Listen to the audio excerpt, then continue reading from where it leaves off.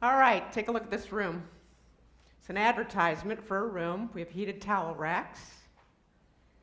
We have VIP suites. We have in-house chef, gorgeous views. This is defined as the ultimate in the pampering experience. What this isn't is a fancy room in a spa or a hotel. This is a hospital room. All right, now I want you to mentally take a trip on a highway, the last time you were driving along the highway, and think about all the billboards that you saw advertising healthcare. We have plastic surgeons advertising how they're going to redo your face. We have obesity clinics ready to suck 100 pounds out of you. We have billboards out there advertising emergency rooms. This confuses me because when you're in an emergency room, you're going to go to the nearest hospital. Whatever. Okay. The one I like up here is don't live with the leaking. This is the capitalization of healthcare. It's what I'm going to talk to you about today. The capitalization of healthcare, specifically the overtreatment of older adults in healthcare and the harm that is created because of this. I've got you for about 12 minutes, and I want to tell you that this is very complicated, and I don't have enough time to go into it, but we have all the doctors in the hospitals afraid of getting sued. We have the kids with parents, and they don't want to see that they're dying and that they're aging. We have older adults that don't want to defy the doctor's orders. And then we have the financial jaws of the insurance industry permeating every facet of healthcare. So now I'm going to start my talk by telling you about my dad. My dad's 86 years old. He'd been living in Michigan. He would come down some winters to get away from the awful cold weather up there. And he called me the first part of July, and he said, I'm thinking about coming down a little early this year. And I wondered if you'd be okay with that. And I said, God, Dad, you can come down anytime you want. I'm happy to have you. He said, how about Tuesday? Well, I said, Dad, I got to remind you, it's 100 degrees here, it's humid, hot. You sure you want to do this? And he says, I'm advanced in age, and I want to be near somebody that can take care of me. You know what you're doing. So down he came, moved in with my husband and I got home from work one night, sat down at the dining room table. He'd kind of taken over our dining room table. Those papers everywhere, and he handed me this list that he'd written on. He says, can you read this? Can you read this? I look at it. I'm looking at it, and I can't read it. I can't read it. And I don't want to look at him and tell him that I can't read it. So I finally got the guts to look up, and I said, Dad, I can't read this. He says, neither can I, and I wrote it. I thought, I felt this weight, just this big weight of responsibility for my dad. And I realized that I needed to protect him from what the healthcare system was going to do with him. So this is what the healthcare system does with an older person. They're going to take my dad and they're going to listen to his labored breathing. They're going to send him to a pulmonologist, maybe a cardiologist. Then they're going to watch him walk. Hope you like this, Dad. They're going to send him to the orthopedist.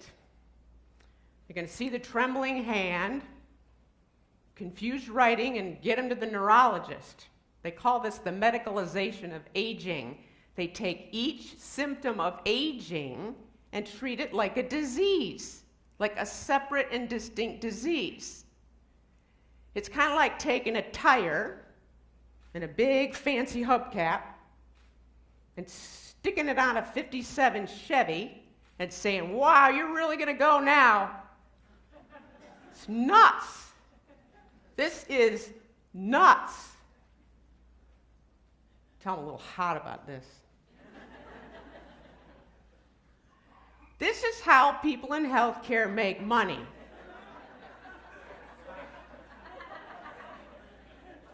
The more they do, the more money they make. Hospitals, doctors, x-ray companies, laboratories. The more they do, the more they treat, the more money is made. And on and on and on and on. Nobody is paid on a healthy outcome. Not paid to produce a healthy outcome. I'm a businesswoman. In business, you go on supply and demand. Not healthcare.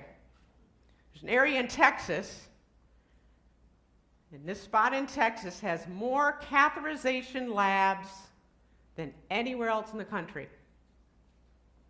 They do more invasive procedures than anywhere else in the country. Their heart disease rate is no different than anywhere else in the country. They just got a lot of cath labs.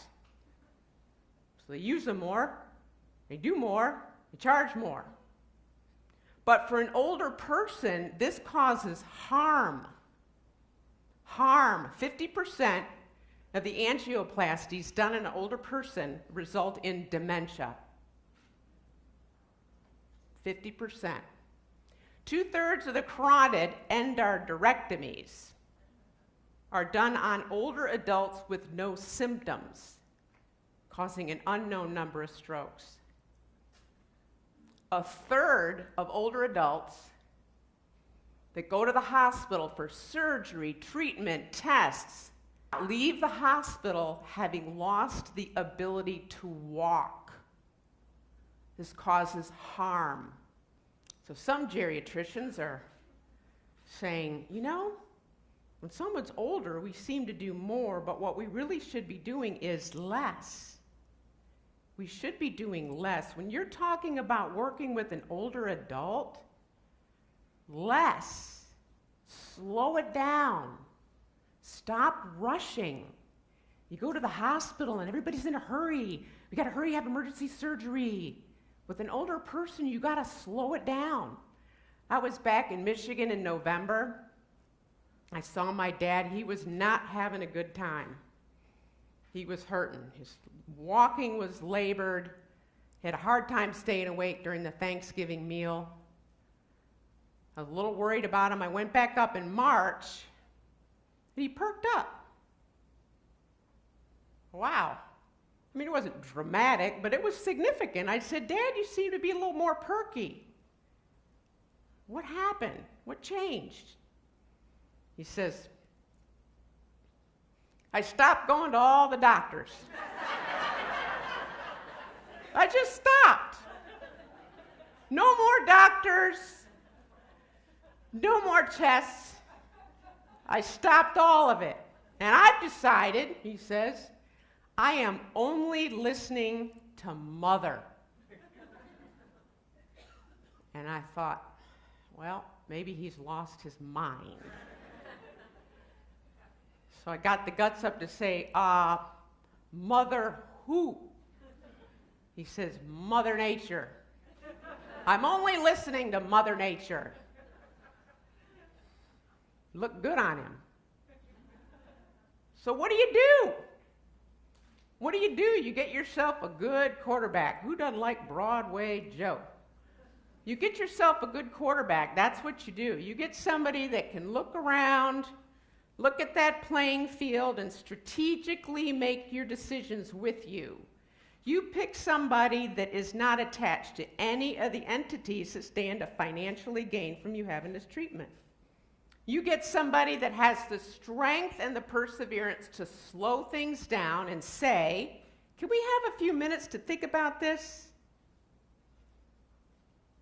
And most importantly, you get somebody that is going to be driven by the older person's values and those alone. Their values.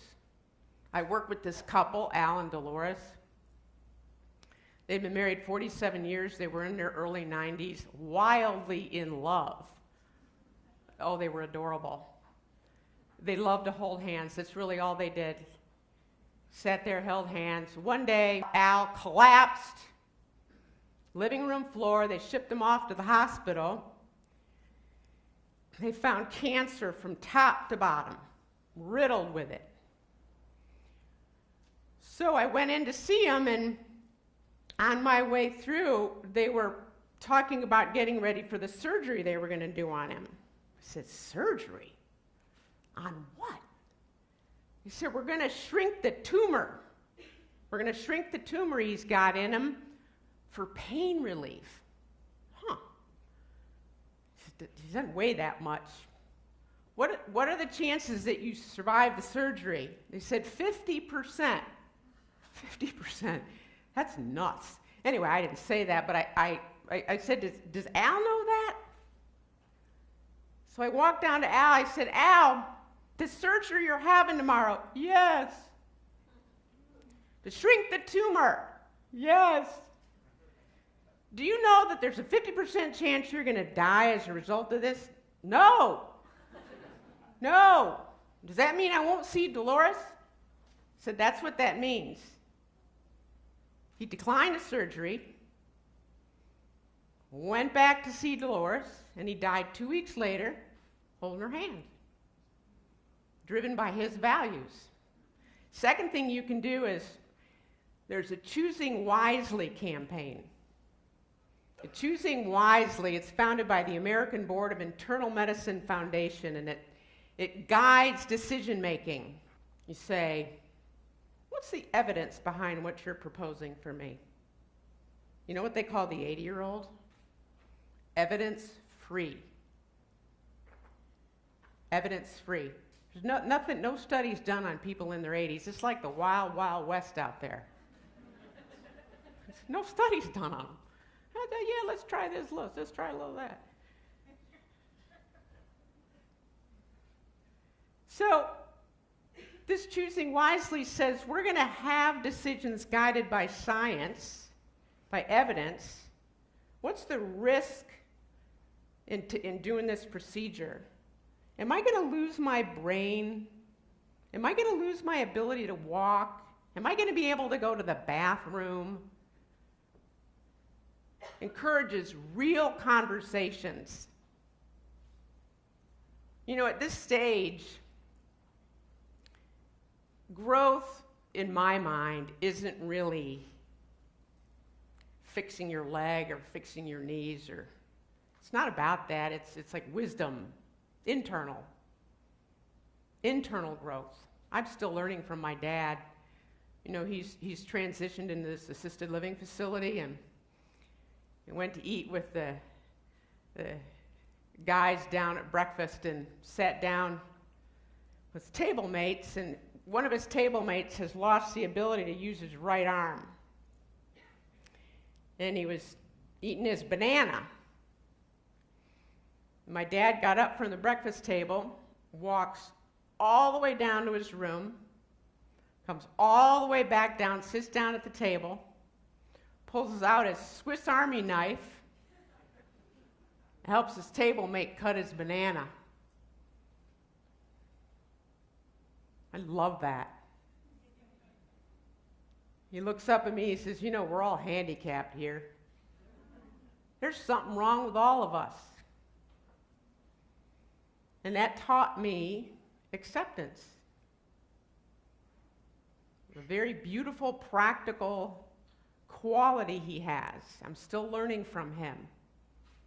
And over-treatment robs us of that. Robs the kids of watching their parents. Robs the parents of an opportunity to teach their kids. Courage, generosity, selflessness. So what I want to ask of you all is if you would join me in thanking my dad, Dave Cameron. If there's any way to get the lights up here, I'd ask him to stand up and say thank you to you, Dad.